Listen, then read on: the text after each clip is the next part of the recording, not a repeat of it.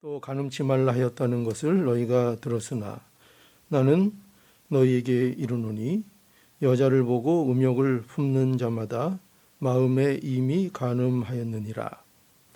만일 내 오른 눈이 너로 실족해 하거든 빼어 내버리라. 내 백체 중 하나가 없어지고 온 몸이 지옥에 던지우지 않는 것이 유익하며, 또한 만일 내 오른손이 너로 실족해 하거든 찍어 내버리라. 내 백체 중 하나가 없어지고 온 몸이 지옥에 던지우지 않는 것이 유익하니라. 또 일러스되 누구든지 아내를 버리거든 이혼 증서를 줄 것이라 하였으나 나는 너희에게 이르노니 누구든지 음행한 연고 없이 아내를 버리면 이는 저로 간음하게 함이요, 또 누구든지 버린 여자에게 장가드는 자도 간음함이니라. 아멘. 예수님이 여기 보는 바와 같이 간음에 대하여 말씀을 해 주셨습니다. 여기 본문을 보면 먼저 예수님은 여자를 보고 음욕을 품는 자마다 마음에 이미 간음하였다, 이렇게 말씀하셨습니다. 그리고 또 만일 내 오른 눈이 너로 실족해 하거든, 간음에 관련된 문제겠죠. 너로 실족해 하거든 눈을 빼어버리고, 내 오른손이 너로 실족해 하거든 그 오른손을 찍어 내버리라, 이렇게 말씀합니다. 또 여기에다가 예수님께서는 한 가지 내용을 덧붙여서 이 간음의 내용에 대하여 강조하고 계신데, 뭐라고 하시는가 하면 누구든지 음행한 연고 없이 아내를 버리면 이는 저로 간음하게 하며, 또 누구든지 버린 여자에게 장가드는 자도 간음이라고 말씀을 하셨습니다.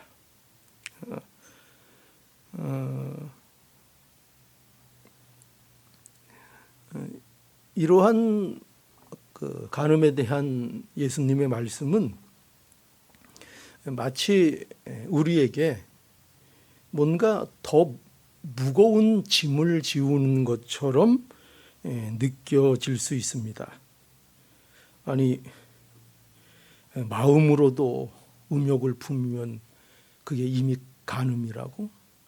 그럼 우리는 어떻게 살지? 그러면 이걸 지키지 못하면 교회를 어떻게 가지? 너무나 부담스러운 그런 이제 말씀일 수 있습니다.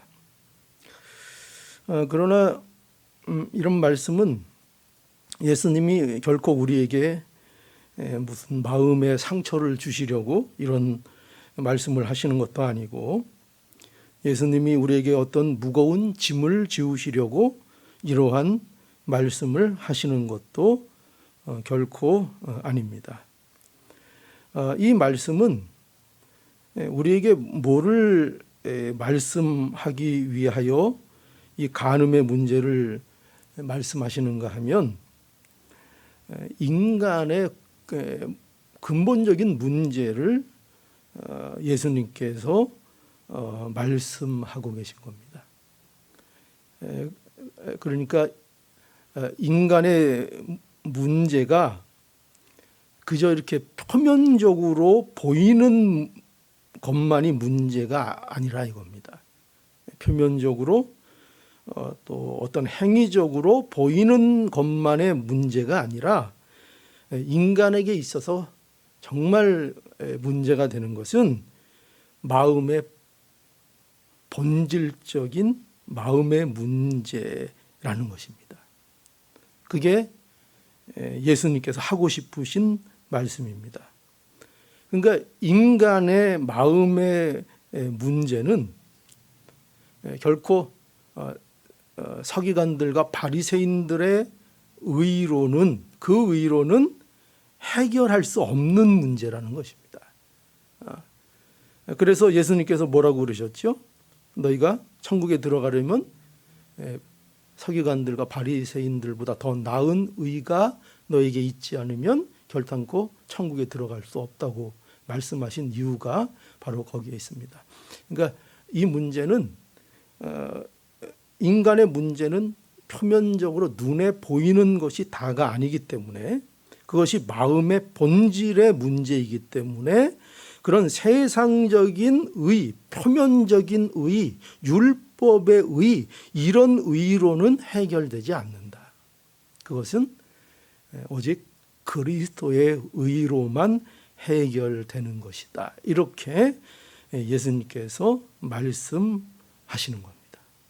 그러니까 이것을 알게 하시려고 살인에 대한 말씀을 하시는 거고, 이것을 알게 하시려고 간음의 문제에 대하여 말씀하고 있는 것입니다. 왜냐하면 살인의 문제, 간음의 문제만큼 우리의 마음의 문제를 잘 드러내는 것이 없기 때문입니다. 그래서 대표적으로 예수님께서는 살인의 문제 그리고 간음의 문제를 우리에게 말씀해 주시는 겁니다.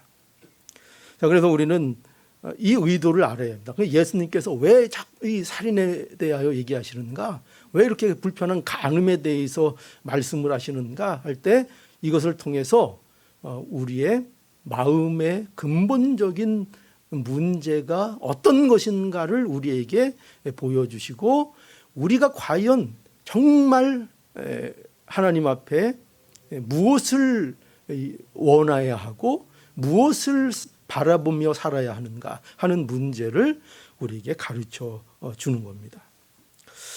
자, 그래서 우리가 먼저 예수님이 가르쳐 주신 대로 이 간음에 대한 이해를 우리가 가져야 합니다. 간음이란 무엇인가 우리가 볼 때 오늘 본문 27절에 보면 이렇게 시작하죠. 27절. 또 간음치 말라 하였다는 것을 너희가 들었으나, 이렇게 예수님 말씀하죠. 그러니까 살인에 대하여 말씀하셨고, 이제 두 번째로 간음에 대해서 말씀하고 계십니다.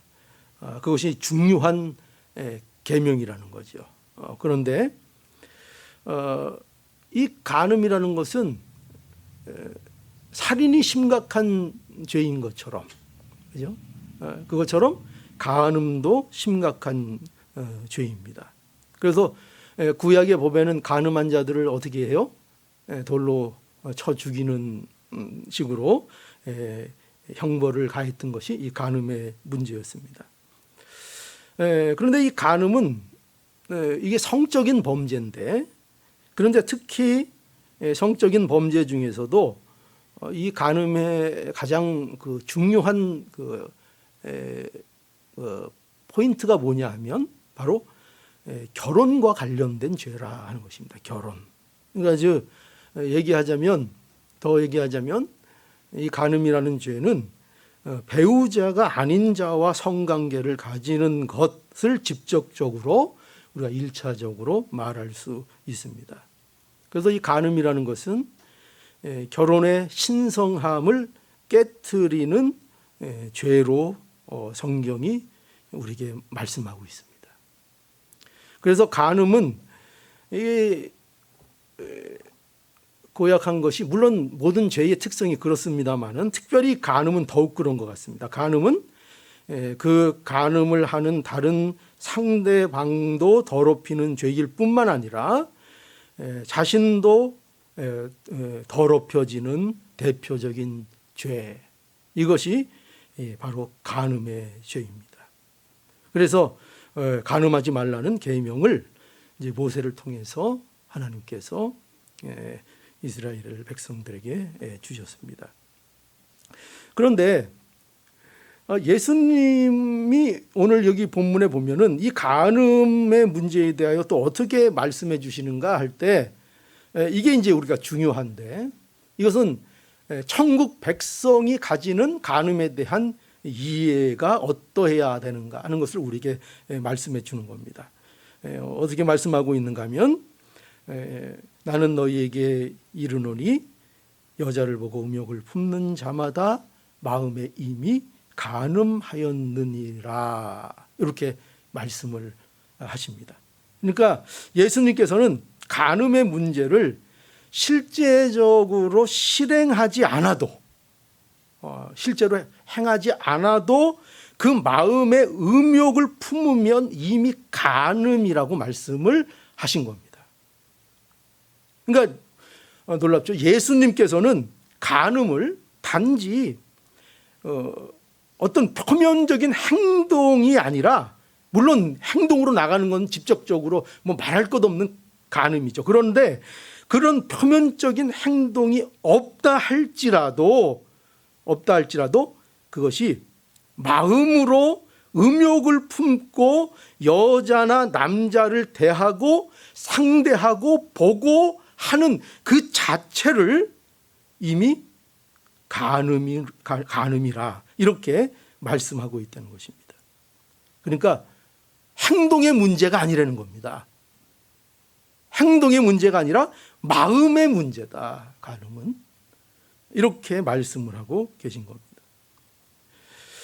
그래서 우리가 이런 말씀을 통해서 우리는 뭘 알아야 되는가 하면요, 예수께서는 지금 우리에게 이 간음의 문제를 가지고 오셔서 가장 중요하게 우리에게 말씀하시려는 건 뭐냐면, 우리가 율법에 대한 이해의 잘못을 지적하고 있는 겁니다. 너희들이 율법을 열심히 지키고 열정적으로 율법을 자랑하고 갖고 있지만 너희들은 사실 율법에 대한 이해가 제대로 되어 있지 않다. 그걸 말씀해 주십니다. 그래서 어떻게 그런가 하면 율법은 우리의 행위만을 지적하거나 행위만을 단속하는 것이 아니라는 것입니다. 율법은. 그러니까 율법의 기능이 뭐냐 하면, 율법의 참 기능은 우리의 마음의 상태까지를 점검하도록 우리에게 주신 것이 바로 율법이라는 것입니다. 그러니까 율법을 볼 때마다 그 율법을 통해서 우리의 윤리적, 도덕적, 사회적 행동도 그 율법으로 우리를 점검해야 하지만, 그것 이전에 먼저 무엇이 되어야 되는가 하면 그 율법을 통해서 우리의 마음의 상태를 살피도록 주신 것이라, 우리의 마음의 문제의 어떠함을 알게 하기 위하여 주신 것이 바로 율법이라 하는 것을 우리가 알아야 한다는 것입니다. 자, 그런데 보세요. 바리새인들은 율법을 어떻게 이해했는가? 표면적이고 율법을 윤리적인 차원에서만 이 율법을 가지고 있었습니다. 그래서 그들은 늘 그 잘못을 했죠. 나는 살인하지 말라 그러니까 바리새인들은 뭐 어떻게 했다고요? 나 뭐 안 했습니다? 살인 안 했습니다. 그죠? 왜 그렇게 얘기한다고요? 율법을 어떻게만 그들은 갖고 있어요? 표면적이고 행위적이고 무슨 윤리적 차원에서만 그 율법을 이해하고 받고 있으니까 그것을 나는 살인하지 않았습니다 라고 말할 수 있다는 거예요. 간음의 문제도 마찬가지죠. 바리새인들 보고 당신 간음하지 마. 그럼 바리새인들은 어떻게 하겠죠? 나 간음하지 않았습니다. 나 하나님 앞에 떳떳합니다 라고 주장할 수 있는 게 왜 그런가 하면, 간음이라는 것을 그저 표면적인 윤리적인 사회적인 면에서만 그것을 이해하고 있었기 때문이라는 거죠. 그러니까 율법이 우리에게 요구하는 것이 영적이라는 걸 모르는 거예요. 영적인 것, 우리의 마음의 근본의 상태를 점검하라고 하나님이 우리에게 말씀을 주셨는데, 그 말씀을 그저 문자적으로만 들여다보고 그 말씀을 표면적으로만 순종하면서 나는 그 말씀을 순종했노라고 언제나 고개를 빳빳하게 들고 다닌다는 거예요. 이것을 예수님은 가장 싫어하십니다. 내가 이렇게 경건합니다.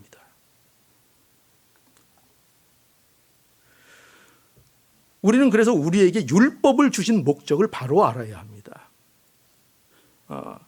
율법으로 우리의 마음을 점검하라 하는 겁니다. 왜 하나님은 이런 율법을 주셨는가 하면요, 우리의 죄가 어디서 시작돼요? 어디서 죄가 나옵니까? 마음에서 나오기 때문입니다. 우리의 죄가. 왜 죄를 짓는가? 여러분, 왜 죄를 짓는가? 마음의 상태가 그렇습니다. 마음이 지옥입니다. 왜 살인을 하는가? 왜 간음을 하는가? 그 원인이 다 어디에 있다고요? 마음에 있다는 겁니다. 간음은 이러한 우리의 마음이 영적으로 문제가 있다는 가장 명백한 증상인 겁니다. 그래서 간음을 말씀하시는 거예요.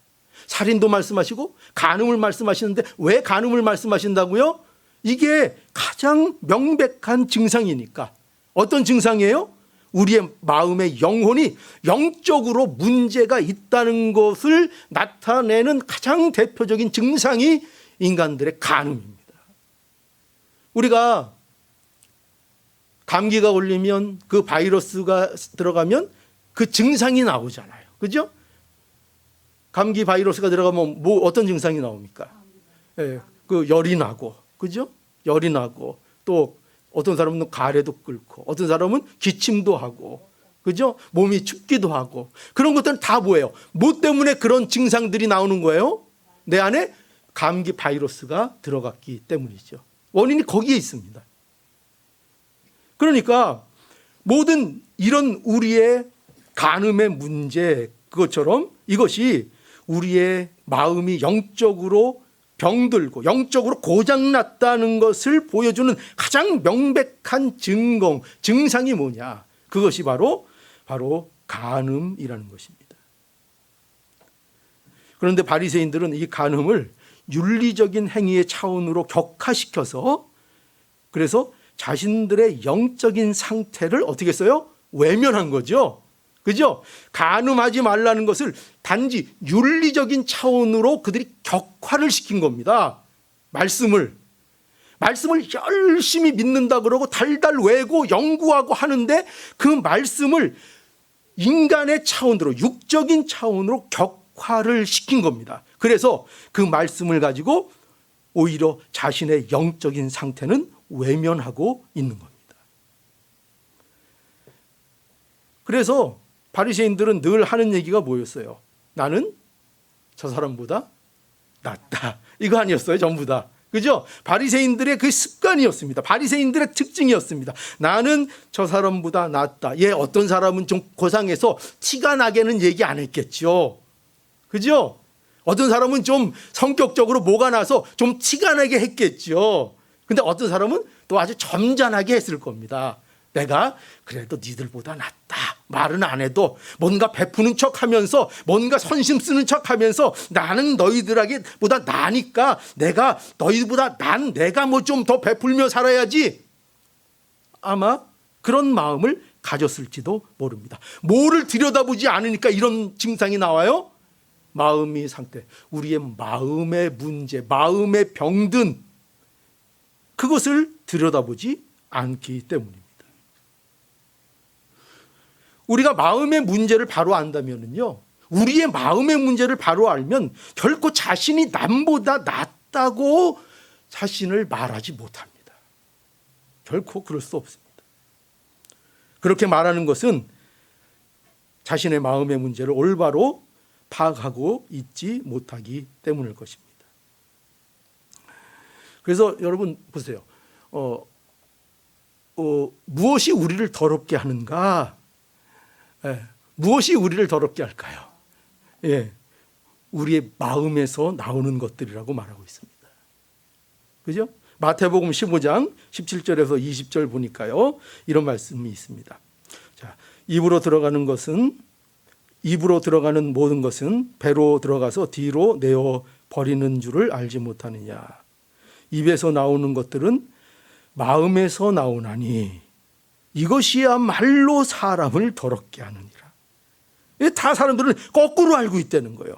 전부 다 무슨 외부적인 것 때문에 내가 더럽게 된다고 이렇게 다 착각하고 탓하고 그러고 살지만 그건 착각이라는 거예요. 왜 이렇게 반대로 알고 있냐는 거예요.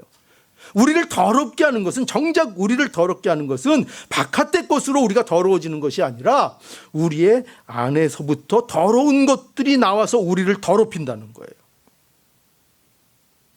또 19절에 보니까 그래서 마음에서 도대체 뭐가 나오길래, 마음에서 나오는 것은 악한 생각, 살인, 간음, 음란, 도적질, 거짓 증거와 해방이니 이런 것들이 사람을 더럽게 하는 것이요, 씻지 않은 손으로 먹는 것이 사람을 더럽게 하지 못하느니라. 무슨 의미인지 알겠죠? 그죠? 그래서 예레미야 17장 9절에 보면 만물보다 거짓되고 심히 부패한 것은 뭐라고요? 마음이라. 만물보다 거짓되고, 우리가 얼마나 세상 보고 막 아유 썩었어, 얼마나 우리가 이렇게 얘기해요, 세상 보고. 그런데 뭐라고 해요? 성경은 만물보다 거짓되고 심히 부패한 것은 마음이다. 너희 마음이라는 거예요. 너희들은 계속 세상이 어쩌니, 세상이 부패했니, 뭐 이렇게 얘기하는데 정작 더럽고 정작 부패하고 정작 거짓된 것, 가장 거짓된 건 뭐냐? 너희 마음이라는 거예요. 그러면 누가 능히 이를 알리요? 누가 능히 이걸 압니까? 세상은 압니까 모릅니까? 세상은 아무리 외쳐도 압니까 모릅니까? 이 김 목사가 아무리 핏대를 올려도 압니까 모릅니까?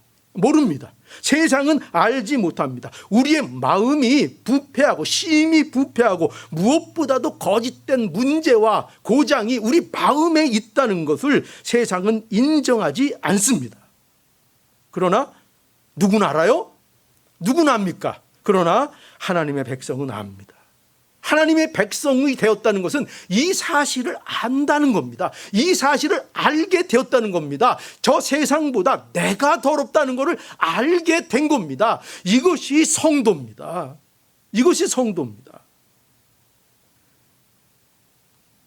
그래서 간음의 문제는 마음의 문제이고 누구도 여기에서 자유롭지 않습니다. 간음의 문제는. 살인처럼 말이죠. 살인도 마찬가지죠. 여러분, 우리는 살인해서 자유롭지 않습니다. 우리는 어떠한 마음입니까? 우리가 생각해 보세요. 솔직히 고백해 보세요. 우리가 형제를 사랑하고 형제하고 화목할 때가 많습니까? 우리의 마음에 미움이 싹트고 무시할 때가 더 많은 것 같습니까? 여러분들의 인생은 어떻습니까? 어떤 것 같습니까? 형제가 사랑스러울 때가 별로 없더라고요. 살아보니까요, 별로 없더라고요. 저는 이 말씀 갖고 생각했어요. 정말 그럴까? 정말 그럴까? 한번 나부터 생각해. 성도들에게 이 말씀 드리기 전에 먼저 나부터 생각해 보자. 나는 얼마나 형제를 사랑했는가? 별로 없더라고요. 별로 없더라고요. 근데요, 미워한 건 엄청 많더라고요. 형제를 미워하고 무시하고 멸시하고 지까지 뭘 한다고 속에서 맨날 그것만 했더라고요. 목사를 무시해도 유분수지, 지가 뭘 한다고 맨날 마음에 무시하고. 그러니까 누구도 보세요. 누구도 살인의 문제에서 누구도 자유롭지 않습니다. 이처럼 간음의 문제도 마찬가지입니다. 누구도 여기에서 자유롭지 않습니다. 바로 천국 백성은 바로 이 문제를 들여다보는 겁니다. 이 문제를, 내가 이런 연약함을 갖고 있구나. 이 간음의 문제가 누구를 지적하는 문제가 아니라 나의 문제이구나를 인식하고 그것을 아는 겁니다. 그런데요, 마귀는 얼마나 교활하고 악한지, 마귀는 우리의 이런 것을 너무나 알아서요, 우리에게 이것으로 방해합니다. 마귀는 언제나요, 우리의 마음속에 찾아와서 우리의 마음의 문제를 외면하도록 늘 유혹합니다. 문제는 네 마음에 있는 게 아니야. 여러분, 이 목소리가 들리면은요, 이거는 마귀의 속삭임입니다. 마귀의 속삭임. 문제는 내 마음에 있는 게 아니야. 내가 잘못된 것이 아니야. 문제는 외부에 있어. 외부에 있어. 그래서 언제나 마귀의 유혹에 넘어가는 자들은요, 악한 영에게 넘어가는 자들은요, 언제나 자기는 문제는 없어요. 언제나 한결같아요. 제가 이렇게 목회하면서 많은 분들을 신앙적으로 상담하고 대화하고 하다 보면은 대체적으로 신앙적으로 잠이 든 증거로 보이는 하나의 증상이 뭐냐면요, 언제나 자기는 문제가 없어요. 자기는 문제가 없고 세상이 문제라고 느끼는 거예요. 세상이. 환경이 문제라고 느끼는 거예요. 조건과 상황이 문제라고 생각하는 거예요. 나는 괜찮은데, 나는 정말 좋은 사람인데 지금 내가 이 모양 이 꼴인 것은 이것이 세상 탓이고 환경 탓이고 조건 탓이고 상황 탓이다. 그렇게 늘 생각하게 만드는 거예요. 그 생각이 좀 들 수 있어요. 그러나 그 생각에 매몰되면 안 돼요. 거기에 잠식당하면 안 돼요. 그래서 우리의 아까운 인생을 남을 탓하고 세상을 탓하고 환경을 탓하는 것으로 허비하는 것으로 세월을 흘려보내서는 안 돼요. 그럼 마귀가 가장 좋아하는 모습이에요. 우리를 그 탓하는 그 시간 속에서, 여러분 남 탓하기 시작하잖아요. 그럼 자기 절대 안 보이고요, 문제가 객관적으로 보이지 않고요, 탓을 남에게서 찾는 것이 너무나 바빠져요. 너무나 정신없어져요. 그래서 나름대로 열심히 사는 것 같아요. 뭐 바쁘게 돌아다니는 것 같고 열심히 사는 것 같고 뭐 한가하면서 사는 것 같고 뭐 사는 것처럼 사는 것 같은데 인생을 온전히 다 허비하고 있는 거예요. 한 번뿐인 우리의 이 보배롭고 이 찬란한 인생을 허비하고 있는 것입니다. 내가 변해야 하는 문제인데 남을 변화시키려고 합니다. 이 병이 가장 심각하게 들려있는 사람이 누구냐? 목사들입니다. 그냥 온통 잘못하는 것만 보이는 거예요. 좀 말씀 안다고 그냥 요 집사를 어떻게 변화를 시킬까? 어떻게, 자기는 변화되지도 않으면서 자기는 바뀌지도 않으면서, 그죠? 여러분 문제는 뭐냐? 문제는 내가 변해, 남이 변하고 안 변하고, 이 문제는요 그 사람과 하나님의 문제예요. 사실은 안 변하면 그 사람이 더 곤란해지는 거예요. 가장 중요한 건 뭐냐? 내가 변해야 되는 거예요. 내가 변해야 되는 거예요. 본질을 외면하고 남 탓만 하면 안 돼요.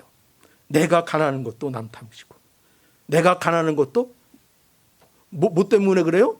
요새 젊은 사람들 이 심각한 정신 상태가 뭐예요? 내가 가난한 건 누구 탓이에요?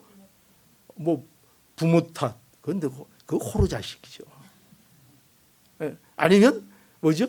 이 세상 그래도 부모 탓하는 사람은 조금 적고 대부분 다 뭐냐면 세상 탓이에요. 세상 탓. 뭐 세상이 이래서, 세상이 나에게 기회를 안 줘서, 그죠? 한결같이 하는 얘기가 그거예요. 그렇지 않습니다. 내가 변해야 하는 것입니다. 본질은 외면하고 모든 것을 주위로 분산시키려는 아주 못된 본성입니다. 아닙니다. 우리의 모든 더러운 것은요 어디서 나오는가? 우리 마음에서 나옵니다. 그래서 인간은 이걸 우리는 인정해야 합니다. 인간은요 간음하는 존재입니다. 간음해요. 왜 그렇습니까? 왜 그러냐면 하나님을 벌써 배반했잖아요. 하나님 앞에 간음을 했잖아요. 다 인류는 하나님 앞에 간음한 상태로 태어납니다. 간음자예요, 전부. 그래서 죄의 본질은 하나님을 떠난 것이고, 뭐라 그랬어요? 죄의 본질. 제가 여러 번 말씀드렸잖아요. 죄의 본질은 뭐죠? 하나님 떠나서 누가 주인이 된 거라고요? 내가 주인이 된 거, 내 중심 돼버린 거, 그게 죄의 본질이라고요. 간음의 본질이 바로 이거예요. 간음의 본질은요, 왜 간음이 합리화되는가? 자기 중심이기 때문에 그래요. 자기 중심. 그러니까 사랑인데 잘못된 자기 사랑인 거예요. 그러니까 다른 사람은 어떻게 되든지 간에 뭐가 중요한 거예요? 내 감정, 내 욕망이 중요한 거예요. 그래서 여러분 보세요. 불륜하는 사람들 보면 전부 다 자신을 불륜이라고 인정하는 사람 있어요, 없어요? 없어요. 전부 다 뭐라 그래요? 로맨스. 이 유명한 걸 못 들어보셨어요? 전부 다 로맨스예요. 결코 자신들을 불륜이라고 얘기하는 불륜 커플 하나도 없어요. 벌써 불륜이라고 알면 깨져버리겠죠. 그죠? 계속 어떤 신념을 계속 놓지 않아요? 누가 뭐래도 우리는 로맨스야. 누가 뭐래도 이 신념을 버리지 않는다고요. 이 신념을. 결국 간음은 상대를 망치고 자기도 망치고 자기도 속이고 자기 인간 중심의 욕망을 사랑이라는 것으로 포장해서 남들을 짓밟는 행위가 바로 간음이라는 것입니다. 그래서 예수님께서는 이 마음의 문제가 얼마나 심각한지를 우리에게 알게 해주시려고 여기 보면은요 얼마나 과격하게 말씀하셨는지 몰라요. 자, 한번 볼까요? 자, 29절에서 30절입니다. 보세요. 만일 내 오른 눈이 너로 실족해 하거든 빼어내버리라.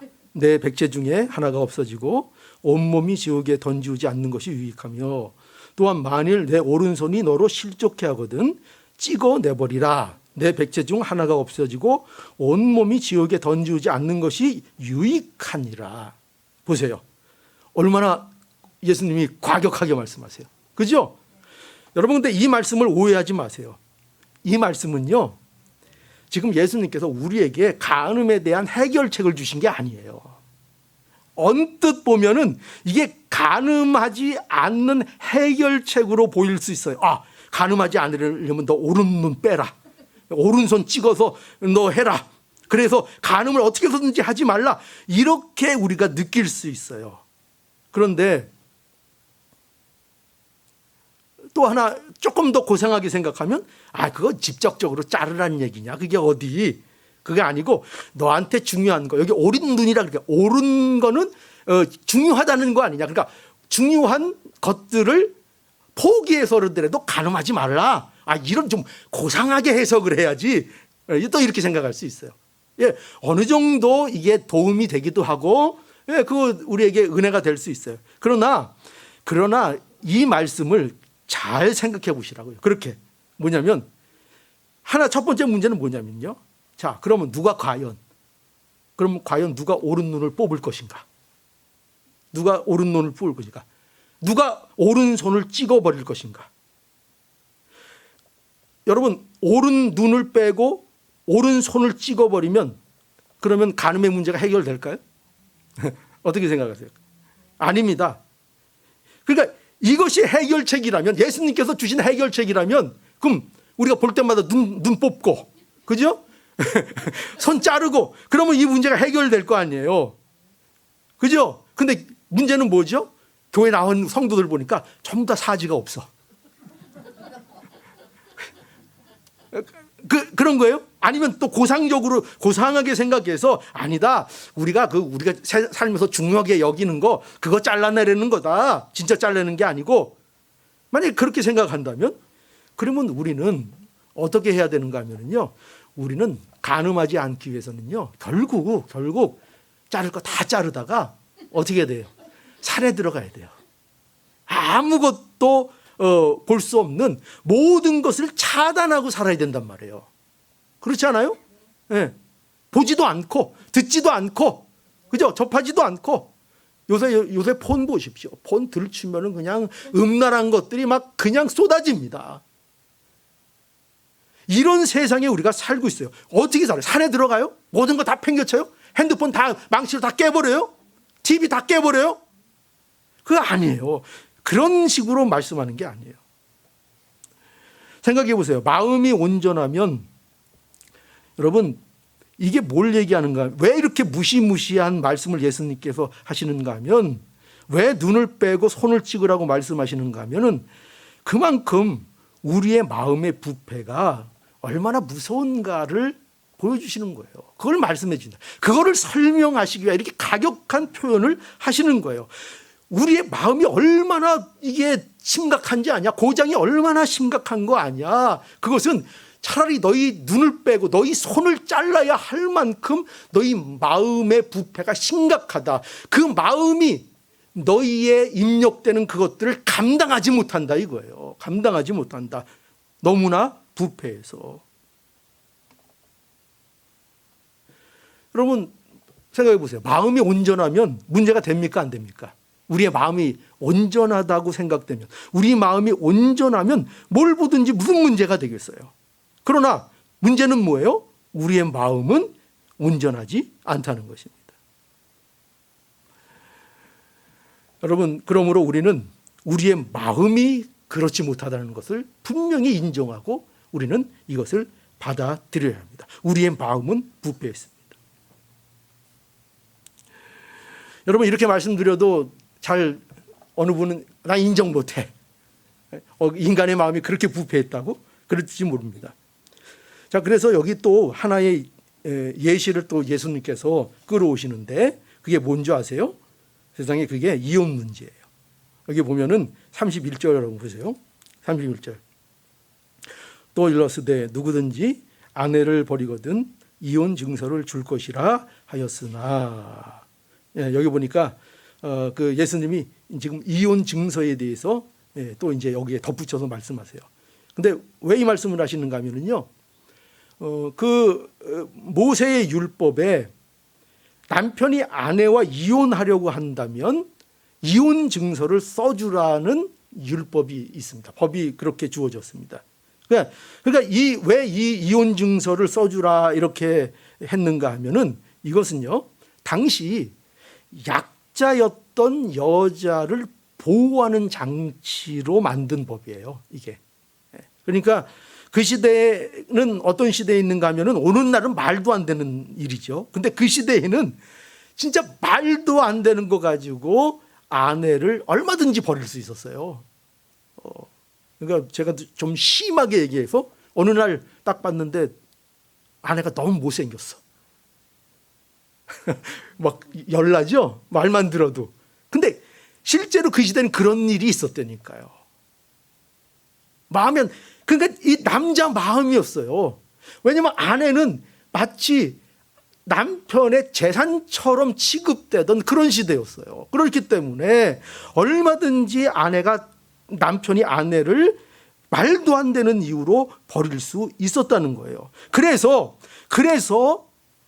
준 게 뭐냐? 그래서 법을 보완 장치로 여자를 보호하기 위해서 만든 게 뭐냐면, 이혼한다는데 어떻게 하겠어요? 근데 이혼하려면 이혼 증서를 써서 이혼을 하라고 해서 그 이혼이 합당한 이유가 있어야 이혼이 되는 것으로 그것을 안전장치를 둔 거란 말이에요. 그래서 그냥 예전에는 그냥 내보냈던 것을 이제는 뭐예요? 이혼에 대한 합당한 이유와 그런 것들을 가지고 이혼 증서를 해줘서 법적으로 그 문제를 해결해서 재혼하여 다시 새 삶을 살 수 있도록 이혼 증서를 쓰게 해줬다는 거예요. 근데 이것은 이혼해도 된다는 법칙이 아니에요. 그것이 아니라 이 문제는 인간들이 워낙 마음이 완악하고 어차피 말려도 하니까 어떻게 해요? 차선책으로 준 여자의 보호책으로서 이혼 증서가 있었다는 거예요. 그런데 문제는 뭐냐? 그런데 유대인들이요, 이 이혼 증서 써주는 것을 어떻게 했게요? 이혼의 방법으로 써버린 거예요. 이혼을 가능한 한 막기 위해서 만들어낸 방법인데 어떻게 했다고요? 이거를 써서, 자, 누가 봐서 너 왜 이혼했어? 너 그래도 돼? 너 사람이 그래도 돼? 이혼 증서 써줬어? 뭐 할 말 있어? 이렇게 되는 거예요. 이렇게 되는 거예요. 그러니까 얼마나 인간이 악해요. 특별히 남자가 얼마나 나빠요. 그죠? 어떻게 해요? 자기의 이혼에 오히려 이혼 증서를 자기가 이혼하는 방법으로 이제 더 떳떳하게 아내를 버리는 용도로 이혼 증서를 오용했다고요. 그래서 예수님께서 뭐라 그래요? 32절에 나는 너희에게 이르노니 누구든지 음행한 영거 없이 아내를 버리면 이는 저를 간음하게 하는 것이요가 나오는 거예요. 그래서 너희 맘대로 아내 버리지 마라. 이혼하지 마라. 누구든지 버린 여자에게 장가드는 자도 간음합니다. 여러분, 예수님이 이 말씀을 하시는 요점은요, 여러분 이걸 이해해야 돼요. 지금 여기 뭐 이 말씀 들으면은 어떤 분은 심각하게 생각할 때, 아유 벌써 나는 이혼했는데 어떡하지, 뭐 이런 생각할 수 있어요. 아유 뭐 어떡하겠어, 이혼한 거. 앞으로 신앙생활 잘하면 되죠.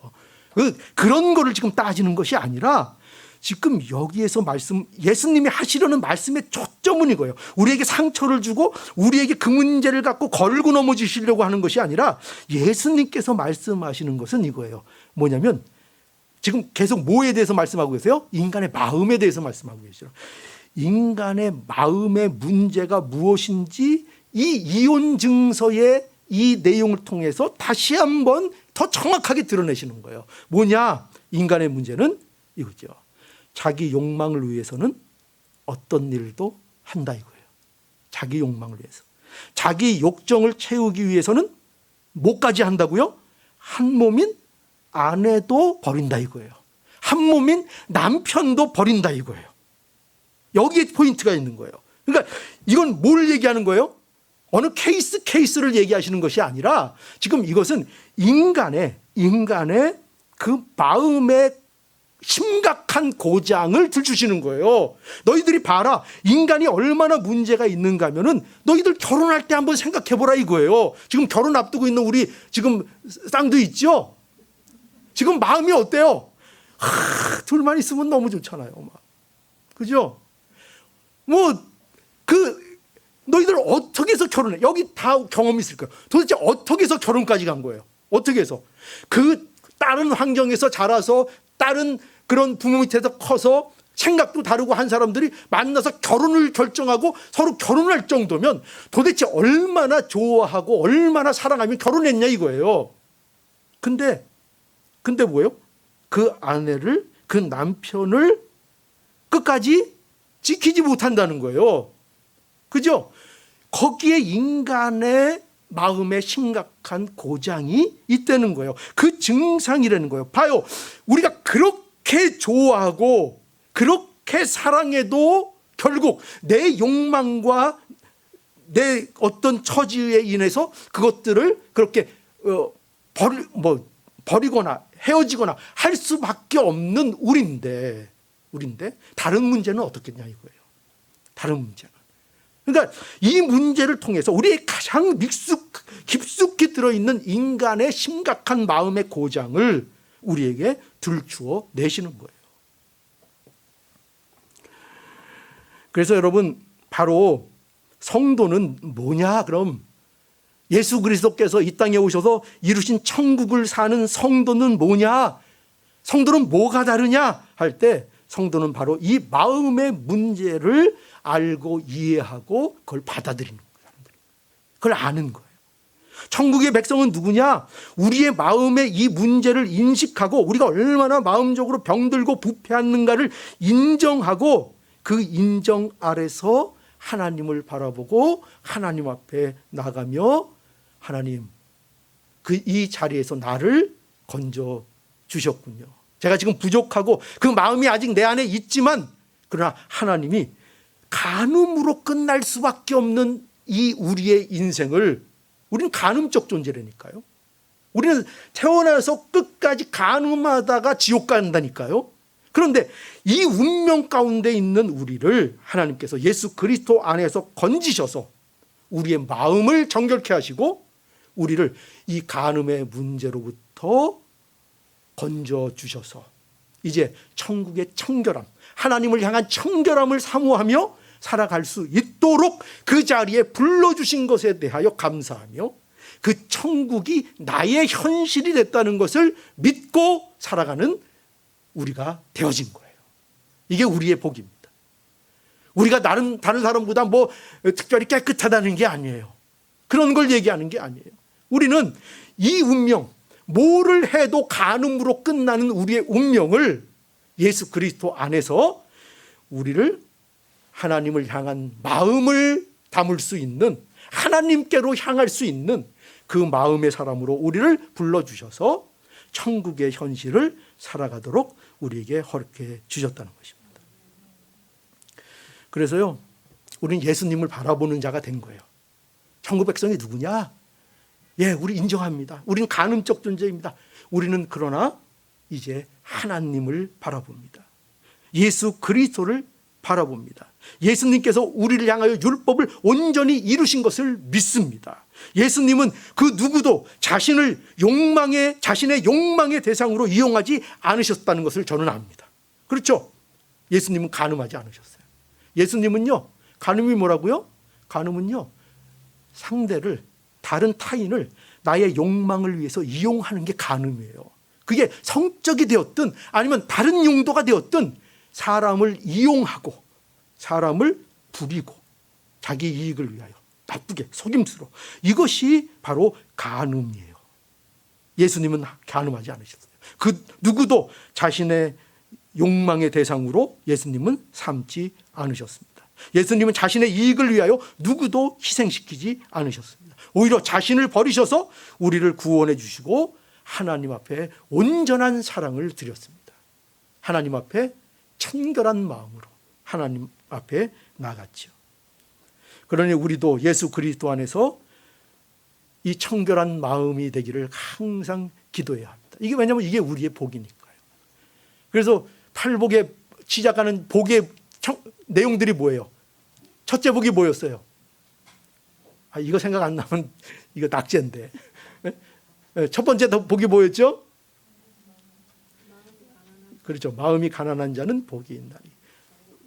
우리를 어떤 사람 만드신 거예요? 마음이 가난한 자. 이게 천국 백성이라고. 애통한 자, 마음이 애통한 자, 마음에 온유한 자. 그죠?